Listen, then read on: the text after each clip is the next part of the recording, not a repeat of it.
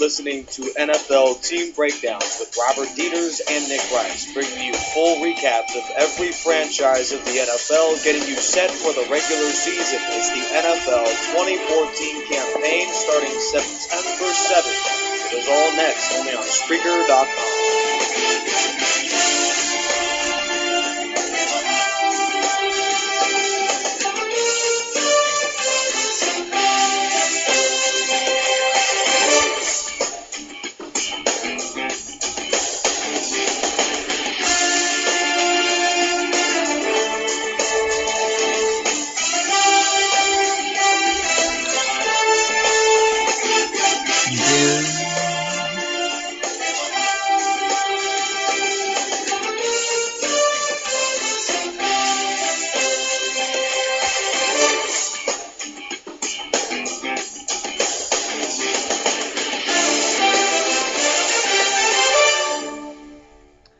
And welcome everyone to NFL Team Breakdowns. We are covering the Buffalo Bills today in the AFC East. We have already covered the New York Jets that went 8-8, but what will the Buffalo Bills get this season?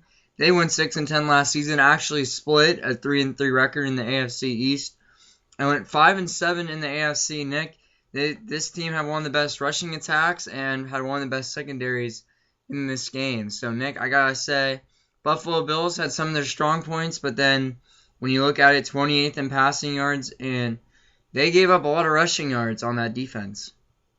Well, ironically enough, I think this is a unit that specializes in its defensive front, but they ranked 28th against the run on the defensive side, which is by far one of the worst in the NFL, which, it completely surprises me. This is a team that has been much maligned for quite some time with injuries and news coming out of the Buffalo front. Marcel Darius has had a real tough time with the law. He's been arrested for DUIs during multiple occasions, and he's a guy trying to get his act together. Kyle Williams, a defensive tackle, he's not getting any younger at the ripe age of 33 there for the Buffalo Bills. This is a team that basically relies on one thing. They do one thing very well.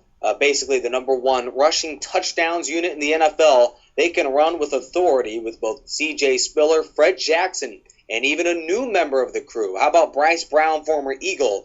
That's a three-man headed attack that will lead a number 2 ranked offense on the ground.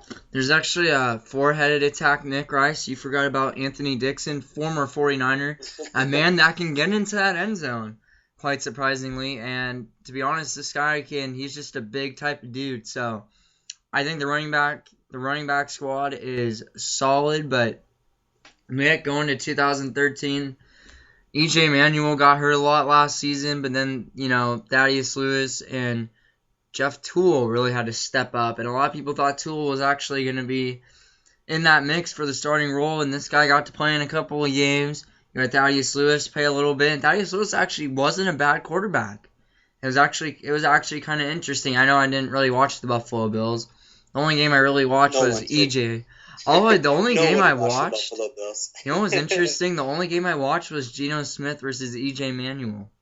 That was it. But that was kind of a really good battle because it was interesting to watch kind of two young quarterbacks get into it. Yeah, they were that was the controversy of the 2012 NFL draft, where basically those were the two quarterbacks that were supposed to be drafted in the first round. One did and one didn't. Geno Smith early in the second, meanwhile E.J. Manuel taken with the 18th overall pick. And the Buffalo Bills haven't looked back. They have themselves a starting NFL quarterback for quite some time.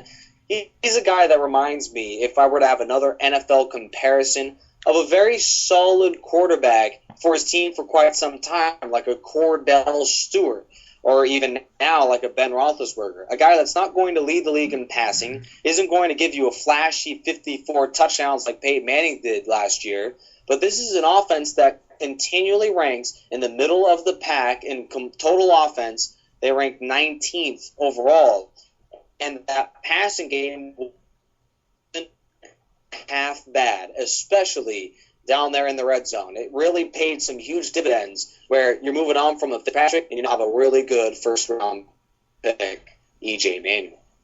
And EJ Manuel, I think this is a guy that can really help step up this squad. But when you have backups, I think Thaddeus Lewis is actually a very solid backup in this league. I think when you're really going to help out EJ Manuel, Thaddeus Lewis had an 81 QBR rating this season. And interesting enough, Nick, Thaddeus Lewis had to come in and step up. EJ Manuel only played 10 games, and Thaddeus Lewis got hurt too.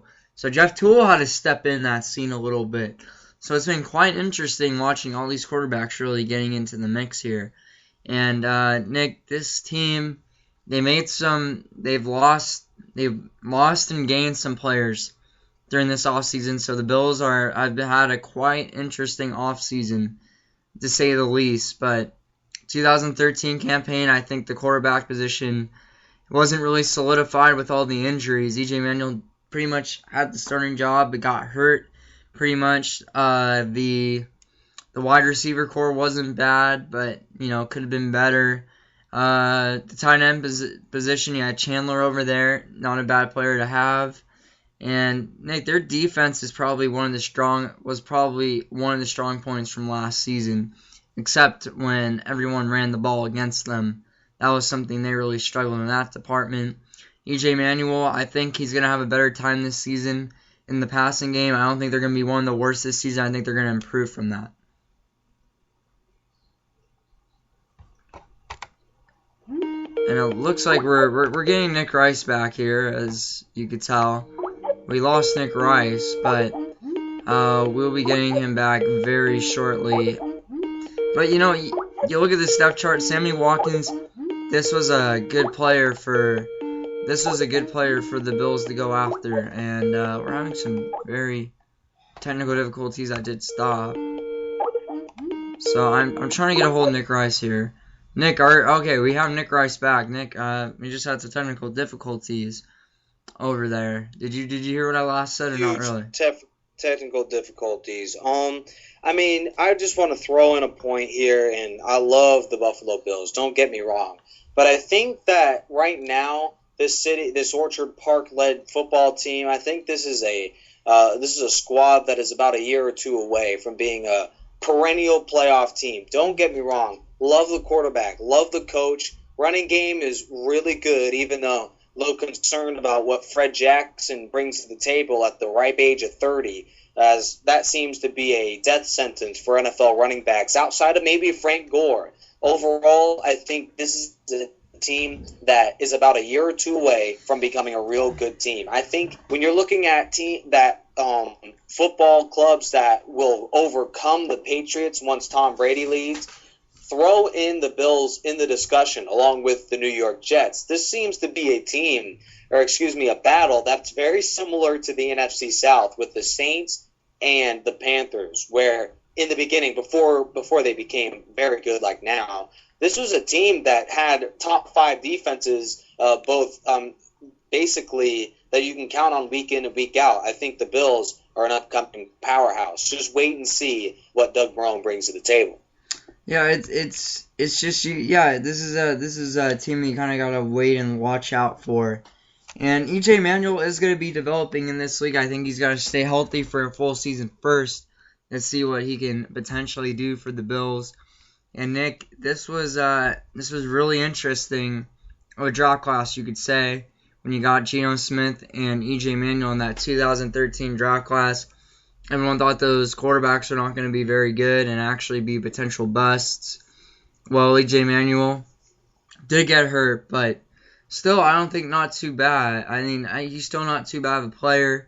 And, Geno Smith so far played every game last season and is in competition with Michael Vick. But EJ Manuel needs to stay healthy. I know he's got Thaddeus Lewis right next to him when he needs him, but I think the case this season, EJ Manuel's got to stay healthy, period. And, Nick, this was actually, I think, their best pick from last season. EJ Manuel is a good player. He just needs to develop a lot more. And he's got now a pretty talented wide receiver as they, got their next first-round pick, Sammy Watkins, in the 2014 draft class. Out of the top 10 selections, I think there's only 2 players out of that 2014 draft that will become future Hall of Fame players. One of which is a guy that I love, will be a bell cow for the Rams for quite some time. Offensive tackle from Auburn, Greg Robinson. And the next player that I think will become a future Hall of Famer is Sammy Watkins, the wide receiver. I think overall, out of Clemson, I think this is a guy that has the size and speed to become a huge difference maker. Reminds you a lot of a guy like a Larry Fitzgerald. Not only is he a fantastic receiver as far as catching the football, hands are his specialty, but his run after the catch is lethal. I mean, the Bills have needed this for quite some time. A receiver that can bail out an E.J. Manuel, and I think this year you can expect an offense that last season ranked 28th in passing. That will no longer be a problem for the Bills, at least in the statistical category, as you got to go to target now. Steven Johnson was solid. I think Sammy Watkins is coming in right now, maybe just as good.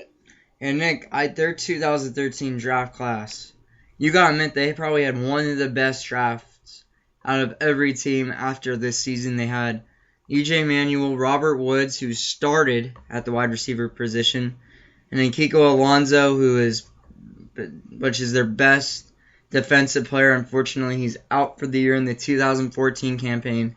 Really hard to see Buffalo watch, but Nick, their draft class, man, I think 2013, their top 3 picks were just phenomenal.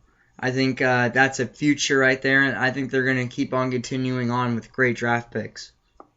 And that's always the key and tell, basically, one of the signs of a well-run organization. How are you able to handle the pressure of an NFL draft? Think about it. You have to prepare for 3, 4, 5 months. And to some scouting agencies, I mean, you go year-round preparing for the NFL draft. I mean, as soon as the 2014 one ends, you got to believe if the Buffalo Bills want to win, they're going to have to prepare for the next draft. And I'm sure they're already in the process of doing that.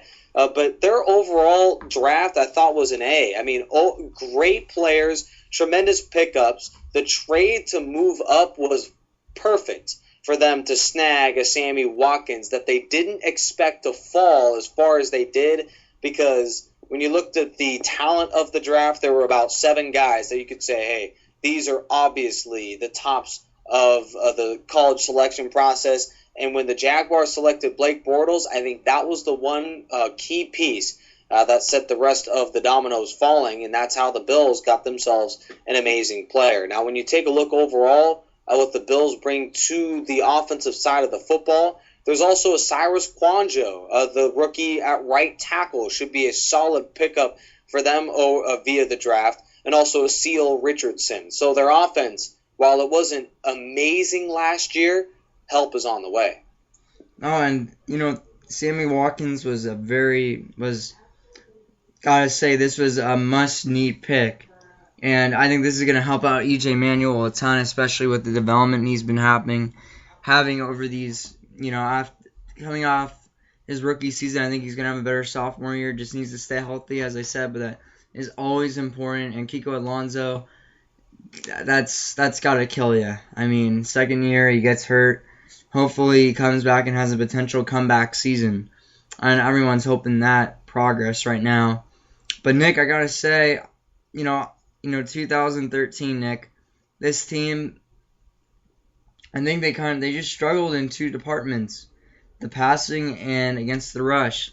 Something they really had to get their mind straight. But I mean, this team could get to the quarterback, which is amazing. I mean, you have so many talent. You have a lot of talented players on that D line. Amazing. I mean, not necessarily run-stuffing caliber players. As a defense last year, they did rank, that's 28th against the run. So they're obviously a pass-rushing unit.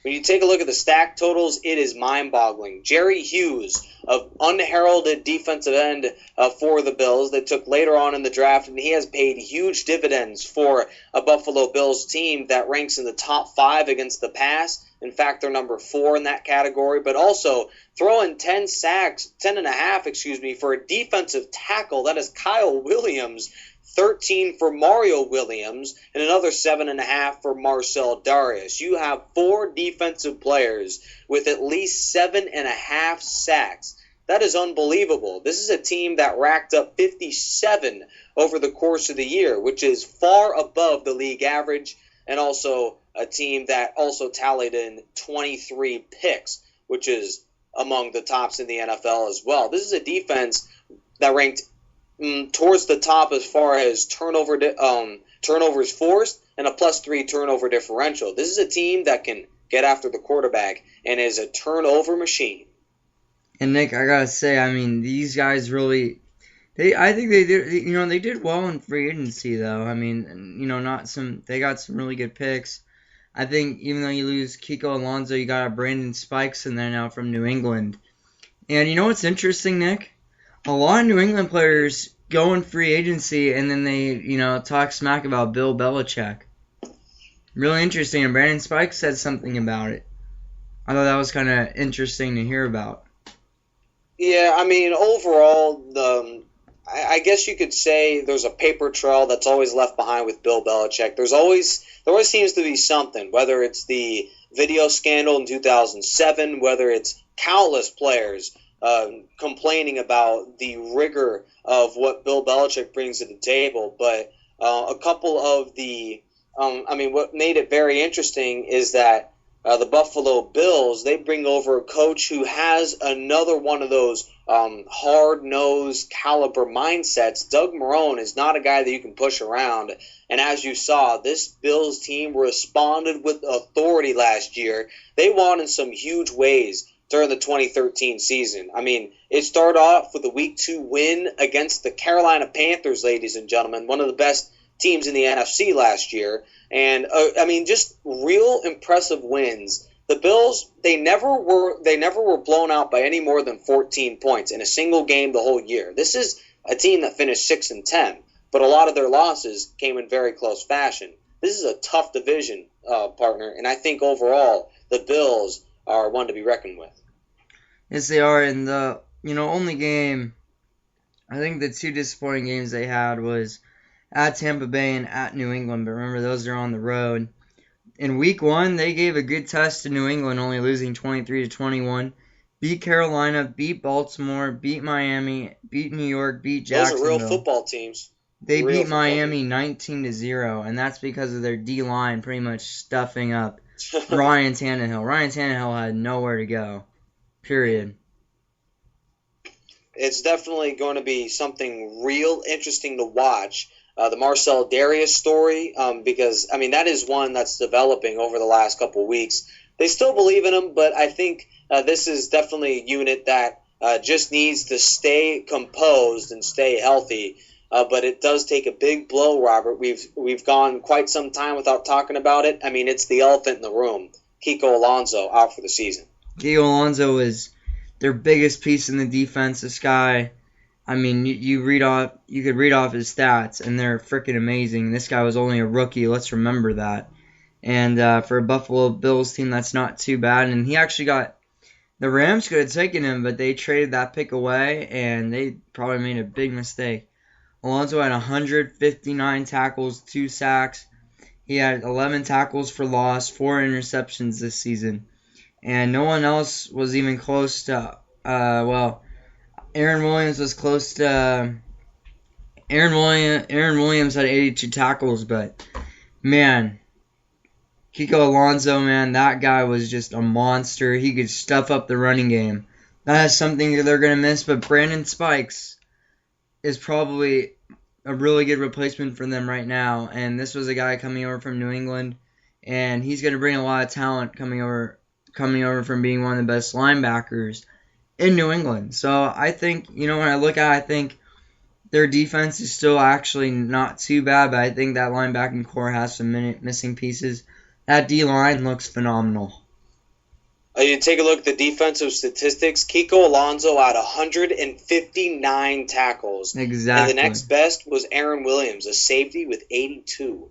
That's almost half of the tackles that Kiko Alonso had versus him and the number 2 on the football team. He also had 2 sacks, a forced fumble, and led the team with 4 picks. Amazing production out of a guy that's still developing, but he's going to have to develop in the emergency room or in the hospital or whatever he's rehabbing, because I just think this is a monumental blow. Now, they did sign a couple of linebackers to take his spot. Brandon Spikes, I think he will come up and make a big impact. He is an unheralded guy in New England, and obviously you mentioned a paper trail there based off of Bill Belichick, but I think he brings a toughness and tenacity to a team that ranked very well against the run.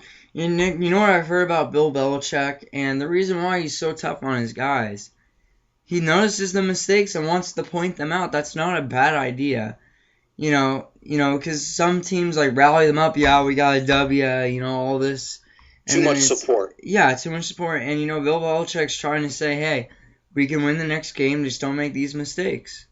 And if we keep on if we keep on making they keep on getting rid of those mistakes, they're going to be a way better football team. And I think that's what Bill Belichick does in his system. And Brandon Spikes doesn't really like it, which is kind of sad because Tom Brady has been in that system for such a long time. And he loves Bill Belichick. He has that connection. Oh, it's going to be awfully interesting for Brandon Spikes coming over. It's the old saying, celebrate rarely, grind often, because that's how the Patriots win 10 of 11 AFC East titles. If the Buffalo Bills are going to win it, they're going to have to, 1, be patient, and 2, rely on a guy like Brandon Spikes, who comes over, a tough, hard-nosed Doug Marrone, but I think he's a little more easygoing than a guy in Bill Belichick, who, I would be shocked if he has ever smiled in his life. This is a guy that is always going hard. He reminds you a lot of people that are just never happy with. They're always wanting more. It's not an unhealthy. I don't know. Do you think it's unhealthy? I don't really think so. I think has more to do with just how much he loves his job. But you got to believe that Doug Marrone loves it too. Yeah, it's just. He came over from Canada, right? Yeah, he did. And Bill Belichick, he's a good coach. He's won Super Bowl, so I don't get why people complain about him so much when he's gotten he's gone in big time Super Bowl wins. I remember when Tom Brady was just young, and they didn't really rely on Tom Brady that much when he was in that system. And when he got older, he had a lot of pressure on him. But Nick, I know we'll probably move on to this when we get to New England. But Nick, let's get to that depth chart for the Buffalo Bills. Let's go to E.J. Manuel, who had 11 touchdowns, 9 interceptions, and then 2 rushing TDs. Passed for 1,972 yards. Then you have Thaddeus Lewis, who played 6 games this season, had 4 passing touchdowns and 3 interceptions. Passed for over 1,000 yards, not too bad for that guy. An 81 QBR is not too bad for a backup. Then you got Jeff Toole, who's your third-string quarterback. Interesting, he got in the mix. He wasn't even supposed to take a snap this year, but because of Thaddeus Lewis, it happened. Had 1 passing touchdown for 3 interceptions. Only played 2 games. But Nick, I'll say I gotta go on a B-. I like E.J. Manuel, don't get me wrong, but I gotta see improvement first before I can give him a higher grade. I'm gonna give him a B because I kind of love what E.J. Manuel brings to the table, and also one thing that I do want to touch on.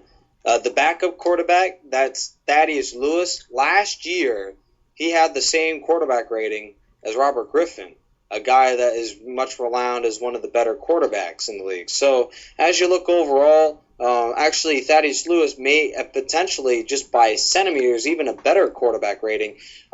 E.J. Manuel, love what he brings to the table. And Jeff Toole, they have 1, 2, 3 at quarterback. And even a Dennis Dixon, guys that can play and guys that can win. I think the offense... I don't know if the quarterback was necessarily the problem.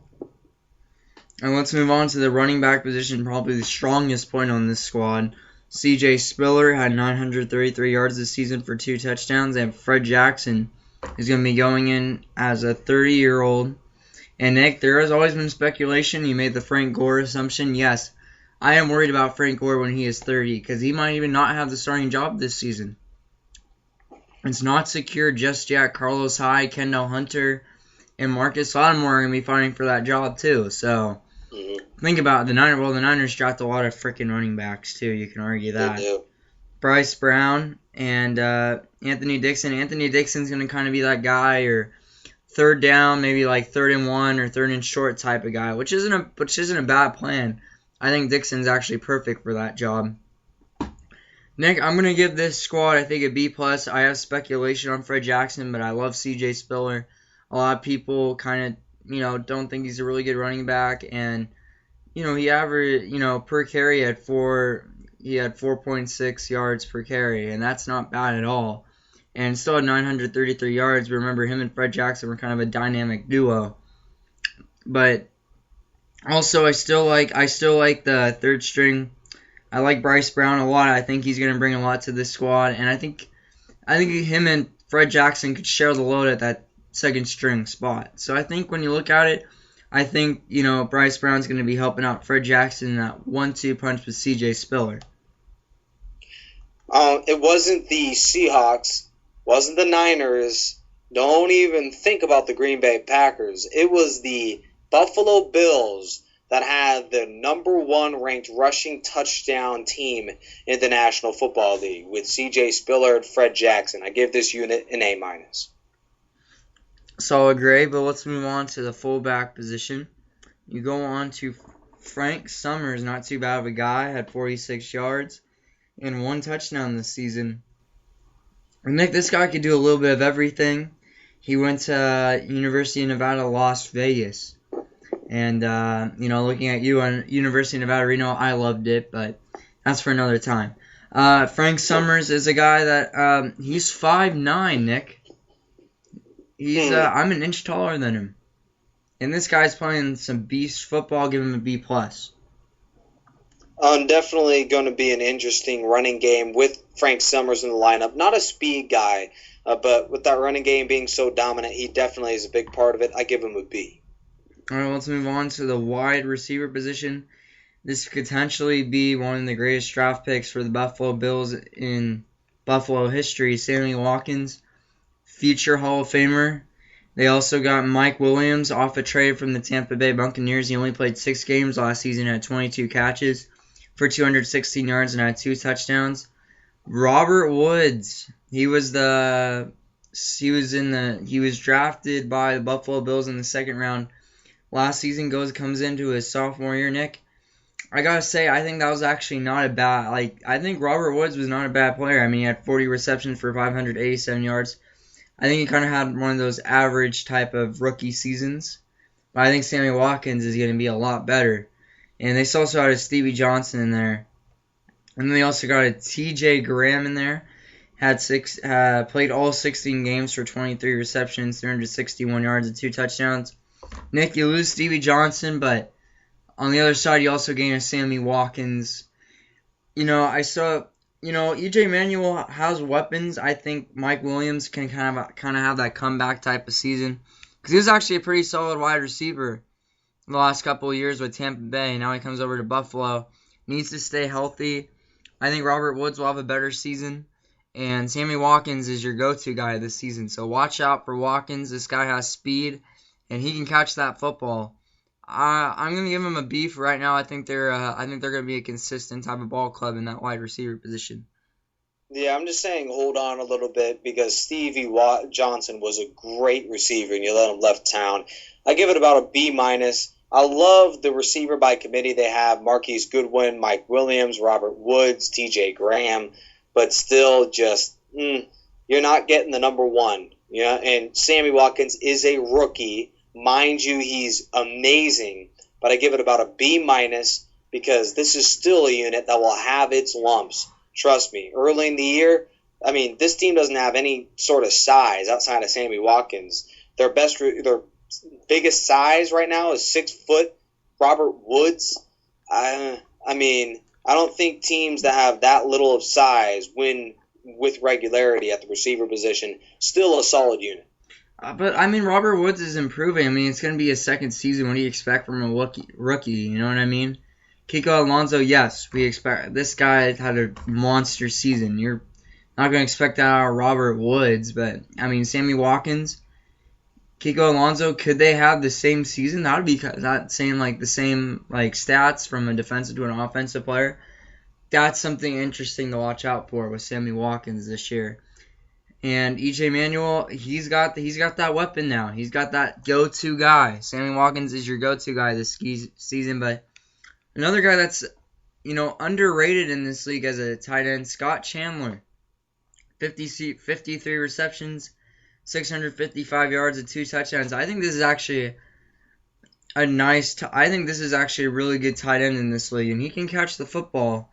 So watch out. And they don't really. I mean, there's a lot of no names in this tight end position. Behind him is Lee Smith, which he has 5 receptions and 78 yards this season, and then Chris Gregg from Arkansas had 5 receptions for 53 yards. Nick, I think their tight end position, I think it's C+. I think Scott Chandler is a great tight end. Not saying he's bad, but I think they just need that one more tight end in that system. And they have a wide receiver car.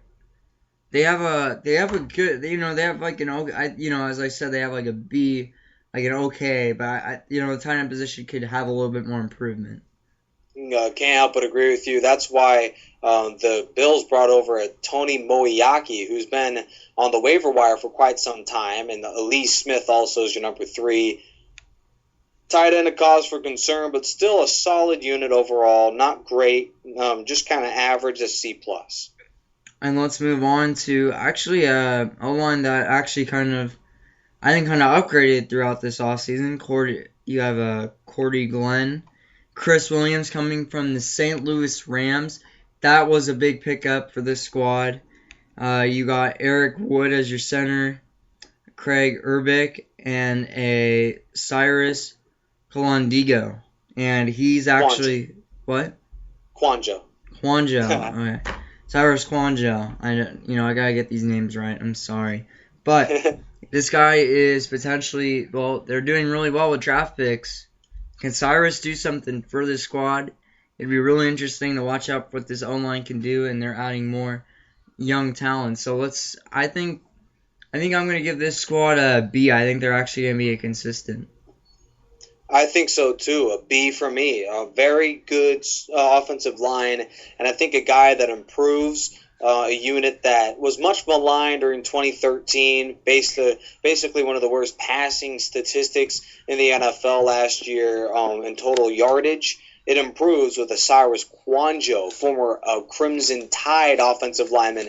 The Alabama, they seem to do very well with offensive line transitioning to the NFL, and I think it's no different with a beast. Reminds me a lot of a DJ Fluker. The Alabama right tackle who basically has anchored the Chargers line for the last few years. So I think Quanjo, very similar talent, should come in and make an impact right away.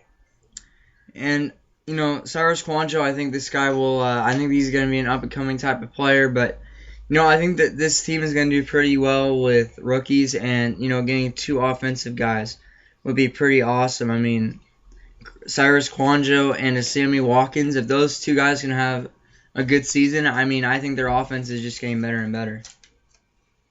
I think this offensive line, they have to carry the load if this team expects to be a playoff caliber football team. We're looking at basically an offensive line where the tackles, those are the players that have to anchor a solid offensive line. But you also got to love what the production out of an Eric Wood, who has just been a solid contributor. Absolutely no problems the Buffalo Bills have had with their interior line with Eric Wood in there.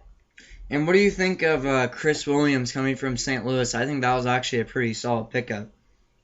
I think so too. Their one of their biggest weaknesses was that left guard spot, and they sealed it with Chris Williams in there. Also, Craig Urbick, the other guard. Overall, a B, maybe even throwing a B+. This is just a unit that you gotta love, especially when you address those big needs at the guard and the right tackle position. I'm gonna give them a B. I think they're gonna be kind of a consistent O-line. I think these guys aren't going to fall or anything. It's going to be really interesting to watch what this team can do on the offensive side. But let's move on to the defensive side, Nick. Wow. They got a lot of weapons on the side, and I know we're going to be creating this squad pretty high. Mario Williams, who had 13 sacks last season. Marcel Darius, who is in some trouble right now. I don't know what his stance is going to be on for next season. Hopefully he comes back. Kyle Williams had 10.5 sacks. Marcel Darius had 7.5. And then Jerry Hughes, 10 sacks. Nick, I think I gotta give him an A, because this D line is crazy. They could go after that quarterback no matter what, and I think that's just really gonna help this team get a couple of wins this season. Yeah, Marcel Darius has missed all the mini camps, missed all the post or pre-training camp workouts, but he has returned. He has joined some intervention program because he's faced several charges, including a controlled substance charge, possession of drug paraphernalia. This is a man that has a lot of talent, but some off-the-field issues for a number of years. Basically reaching towards his last strike, but he hasn't done the big problem. But I thought it was very interesting, some of the reports. I actually didn't exactly expect him to be the guy. Mario Williams has had problems legally, but this is a unit that this may surprise you, Robert, but I'm only going to give it a B+. Because while they do have one of the best pass rushing teams in the NFL, they also have one of the worst rush defenses in the NFL. And I think that always stems from the defensive line. If you can not only get after the quarterback, but can you on those 3rd and 1s roughing it up in there and stop the run? The Bills ranked 28th against the run. On the ground, 129 yards per game, which is towards the last of the league. So I would give them an A, but I just think too much inability there to stop the run was the big difference. A B+ for me. I think I'll change my grade to an A-. That kind of makes sense, but this still D line is pretty crazy. I still like how they go with the pass rush. This D line is one of the best in the league, but and they added Manny Lawson from the Bengals. I thought he was a good pickup. Manny Lawson gets him a couple of sacks. He's got to just be that 5th guy on the D-line. I also like an Alan Branch, too, but he's injured right now. He is questionable to be healthy in the beginning of the season. Well, let's move on to strong side linebacker Keith Rivers, a guy they actually picked up in free agency. Interesting enough, he's actually from from New York. So there's been a lot of New York guys jumping around everywhere. So Keith Rivers jumping over to the Buffalo Bills. You have Brandon Spikes, who had 86 tackles, 1 interception, 1 fumble recovery with the New England Patriots. I think he's gonna I think he won't take over Kiko Alonso's spot, but I think he's gonna help it out. And you also have Nigel Bradham helping out too with 51 tackles. But Nick, I gotta say this linebacking core is really weak. Something that's really gonna be it's tough, and it's not gonna be a great grade. I like Brandon Spikes, but I gotta give him a C because they need Kiko Alonso there. Yeah, they need it.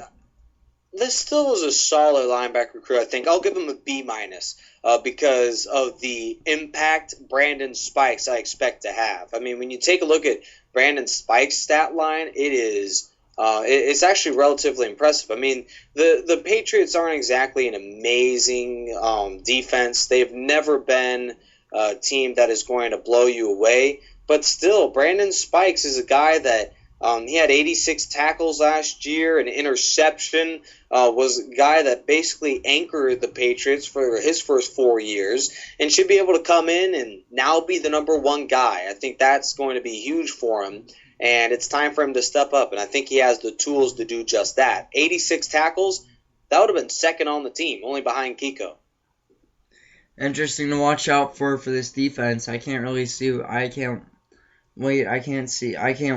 to see what happens with this, D-line, but the linebacking core, it's going to be a different story no matter what. And then McKelvin is your left cornerback who had 72 tackles for 1 interception, 4 fumble recoveries. 4 fumble recoveries, and then a Stephon Gilmore from South Carolina, 35 tackles, 2 interceptions. And behind him is a Brandon Smith and also a free agent acquisition, Corey Graham. He had 4 interceptions last season and also adds a little depth to that special teams. Nick, not too bad of a cornerback position, I gotta say. Corey Graham was a big pickup. I give him I think this is going to be a consistent type of cornerback position. Give him a B. Yeah, same here. I love Leotis McKelvin, a man-to-man caliber corner. He can get up there and stop your number one target, at least through the best of his abilities. He's ranked up there among the best. And also Stephon Gilmore. Not many people know about him. He was a late-round draft pick, has come in and masterfully taken the role as the number 2 corner. They take a Corey Graham from the Ravens, as you just mentioned, Robert, and I think he's a guy that can step up and be their solid nickel/dime caliber guy. Reminds you a lot of maybe a Chris Harris or a Jimmy Smith, a guy that can beautifully take your nickel receiver out of the way, but he's not a guy that you can expect to cover the team's best target. So a solid pickup for them. Also, Ross Cockrell, he was the late-round draft pick the Bills picked up. He's also another corner. Give him a B, as we both mentioned. A cornerback crew that isn't half bad. They had 23 picks last year. Pretty good. And Nick, what do you guys say for that safety position? I think same deal. Aaron Williams, Denoris Searcy, solid. This is a team that is amazing against the pass. It's just their run defense isn't all that good because, outside of the defensive line, this is a lean, very lean, mean fighting machine.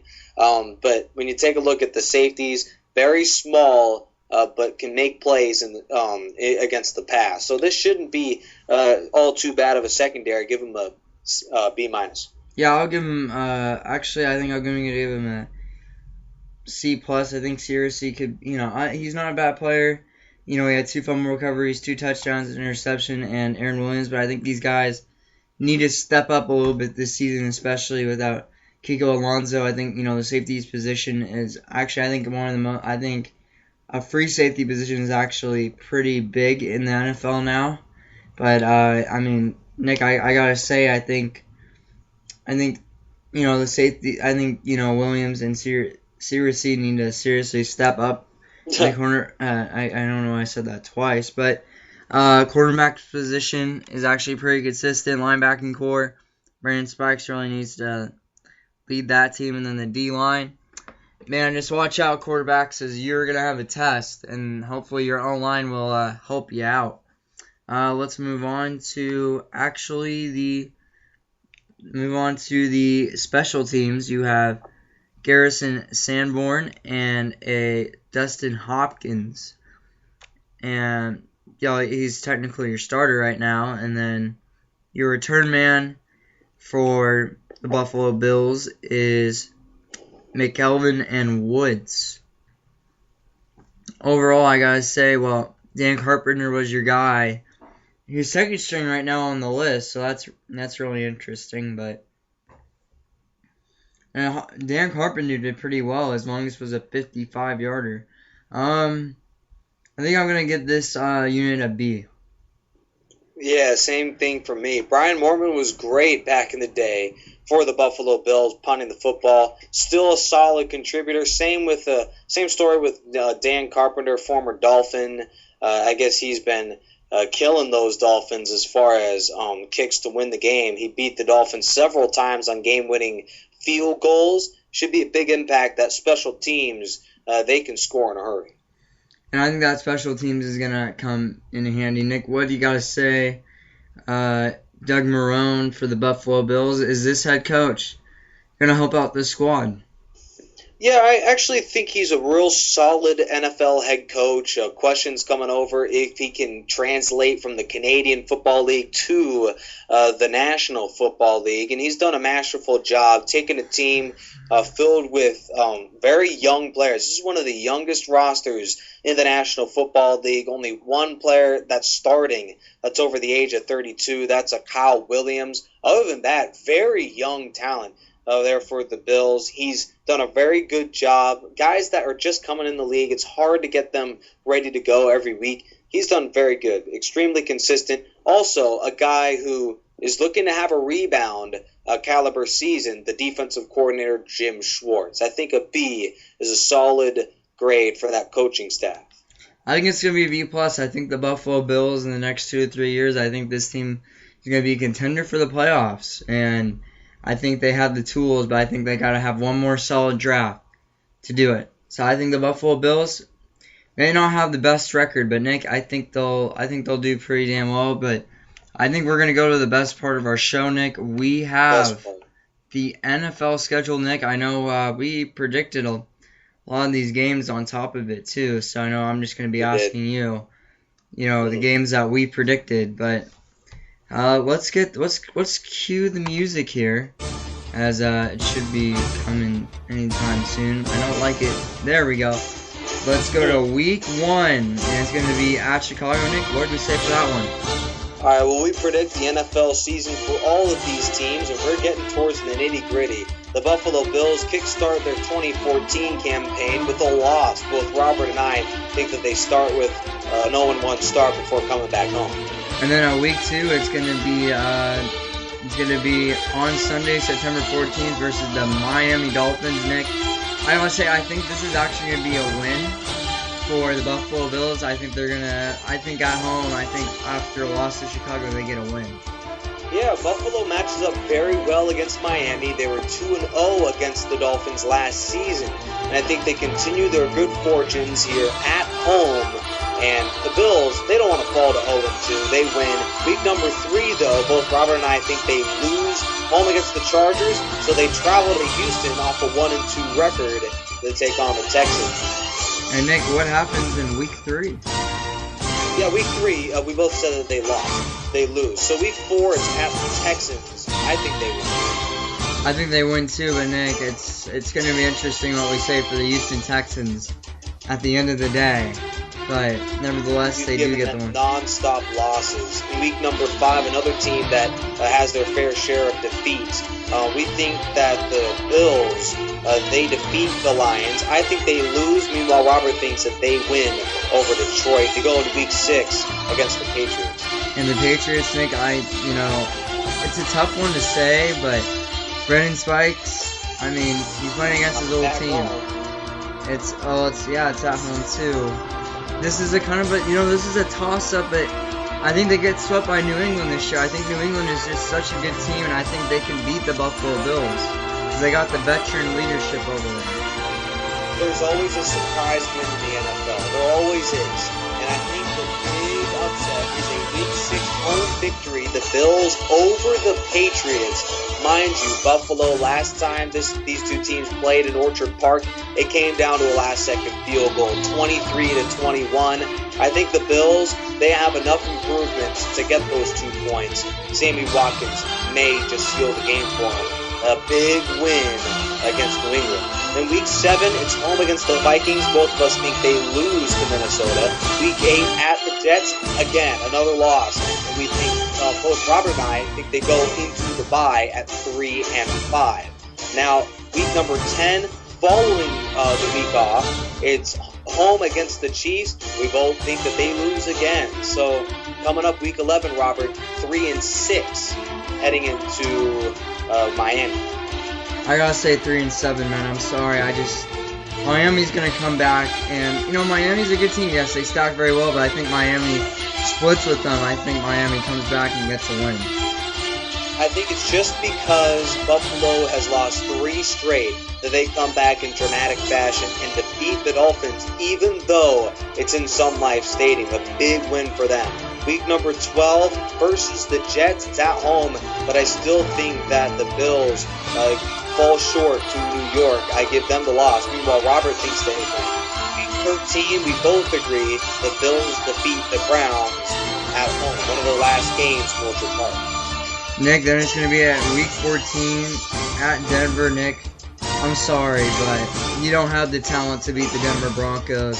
Their offense is too beast. I mean, I think, it could be a good game if their D-line gets Peyton Manning, kind of like the Seattle Seahawks in the Super Bowl. That would be interesting to watch for, but I still think they lose at Denver. Yeah, you don't need to be sorry. I'm pretty sure the Bills know it too. The Broncos the best team in the AFC, and they demolish them. I think the Bills lose in dramatic fashion. Their last home game of the season, home against the Packers. Against Green? Yeah, what was the prediction for that one? We both thought that the Bills... Oh, excuse me. Actually, sorry about that. I didn't actually even remember. But Week 15, we both think that the Bills lose to the Green Bay Packers. No surprise there. Week 16 at the Raiders, I think they lose again. Meanwhile, Robert thinks that the Raiders win over Buffalo, which brings us to Week 17. Week 17, Nick, there's always that last game of the season that everyone loves to watch for, and I gotta say, it's at the New England Patriots. Brandon Spikes coming back home to New England shows Bill Belichick he has led that team throughout that whole season. It comes down to the last game. New England probably doesn't care at this point, and the Buffalo Bills win that one. A huge win for them. That would be an absolutely dramatic series of events, but I still think the Bills are not good enough. The Patriots got too much done in the offseason. I give Buffalo the loss. 4 straight defeats to end the season at 5-11, which is even worse than the record they had last year, but potentially the best 5-11 team the NFL's had in quite some time. A team laden with talent, but they're in a division led by the throne, Tom Brady-led Patriots. They also play the AFC, or they play the NFC North, which isn't too bad in and of its own right. The Bears and the Packers also throw in the Lions in the mix. Still a very solid team. And then the Bills, they face off. Their AFC division is the West. I mean, basically the best division out of that conference. So it should be interesting, fun to watch. I think Buffalo, great, but not good enough right now. 5-11 for me, and it looks like it's 7-9 for Robert Dieters. Yes, it is. It is 7-9. Yeah, I think this team's not too bad. I mean, Kiko Alonso, yes, you lose him, but I mean, I think they could potentially get swept by the New England Patriots, so it could fall to 6-10. But Nick, I like these surprising games, and I think that New England just doesn't care towards the end of the season. It always happens. I get it. It always happens. There's always that one, just basically the team, they are trotting into the playoffs. There's nothing to play for. And they almost lost, the Patriots did their 16-0 regular season in 07 because of the same thing. You got to believe New England's going to go at least 12-4.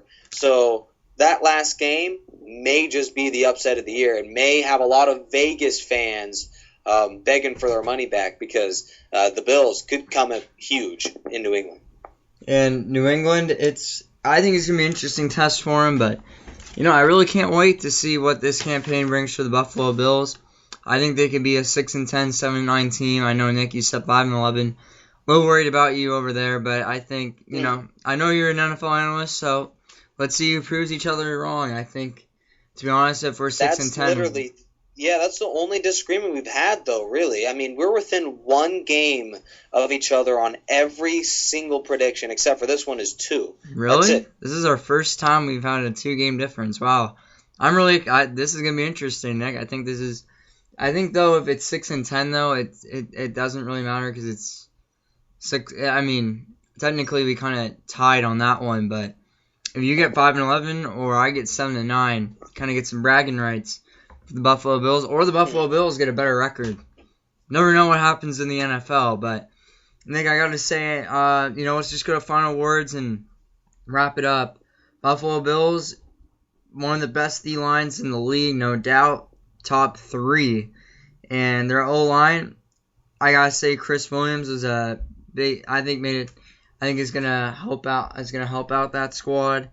Wide receiver Sammy Watkins, one of the best pickups, and the cornerback position, the secondary, really is gotta help. Is pretty much has to help out that linebacking core. But under the radar, I gotta say for this squad,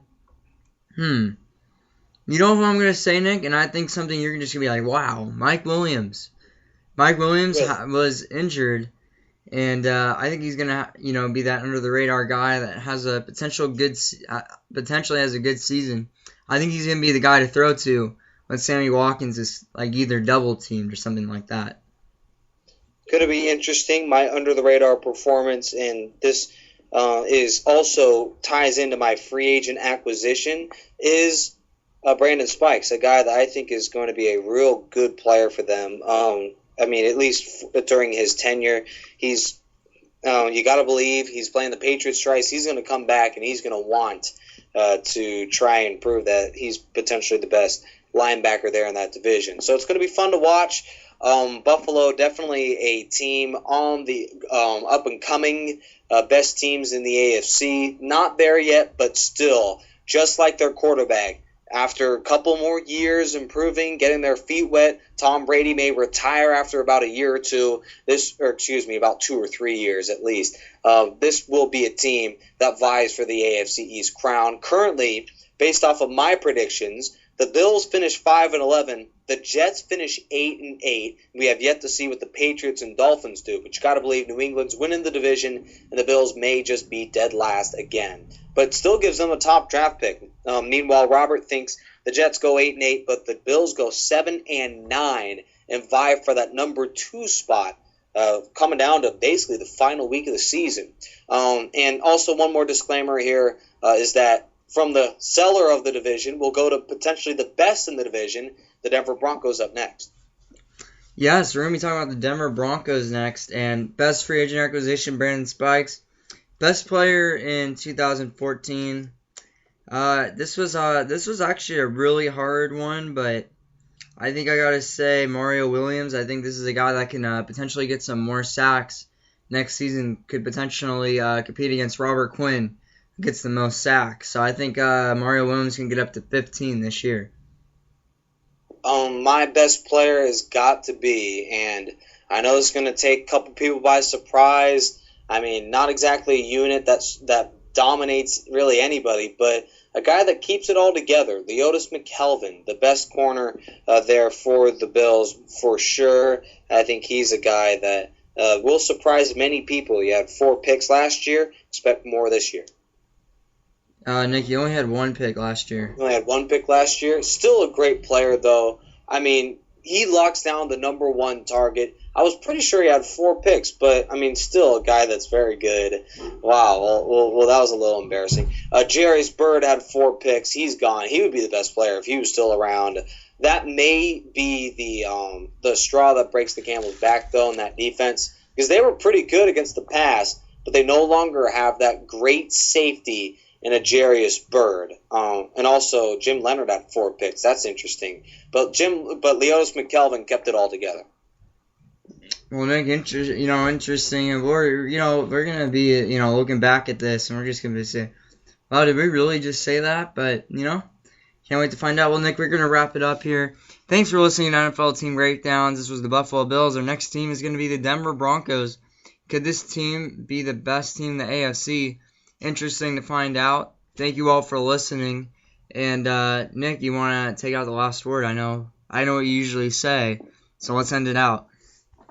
Well, thank you all for joining us here on Spreaker.com, presented by National Sports. Robert Dieter's the commissioner, alongside Nick Rice here. Make sure to don't drink and drive, or don't drink at all. Have a great night, everybody, and make sure to tune back in tomorrow for Denver Broncos action live on NFL Team Breakdowns.